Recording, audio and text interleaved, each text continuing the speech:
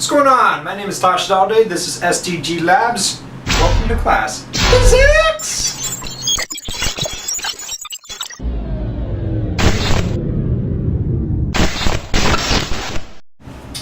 So bro, we'll go paddling. Alright, so say you're in a big canoe. The canoe is 725 kilograms and you are pushing on this canoe, and you and two of your other friends, so three of you are pushing on this canoe, and say that you're pushing it in the water like this, and like this, and like this. I don't know why you're outside of the canoe swimming and pushing it, but whatever. Alright. So you've got a big canoe and you're pushing it, and all three of your friends are pushing, and they're all pushing with a force of 80.5 newtons. That's what the measurement of the force is. And what you want to do is you want to figure out what the acceleration is. So here's how you do it. You do sum of the forces equal to mass times acceleration. I guess the first question you always ask is there an acceleration? Is the thing accelerating at all? If it's not, then you set the right-hand side equal to 0. Since it is, in fact, not only is it, but I'm asking you what it is, you would just set it equal to ma. Then what you do is you identify all the forces that are acting on that canoe. There's 3 of these, so it would be, I'll call this F1, F2, and F3. So this would be this force plus that force plus that force. That's what it means to sum up all of the forces. So I would go 80.5 plus 80.5 plus 80.5, which is 241.5, I think, yeah. 241.5 equals mass times acceleration. And you have the mass of the canoe itself, so in order to get the acceleration, you just divide both sides by m, which is 752.52 kilograms. That's supposed to be a 5, sorry. And 241.5 divided by 752 is 0.321. Sure. Now, since this is newtons divided by kilograms, I told you that a newton was the same as kilograms times meters per second squared. So I'm talking about a newtons divided by kilograms,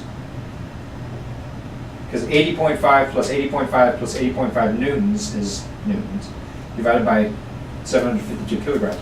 These kilograms will cancel out and you'll get meters per second squared.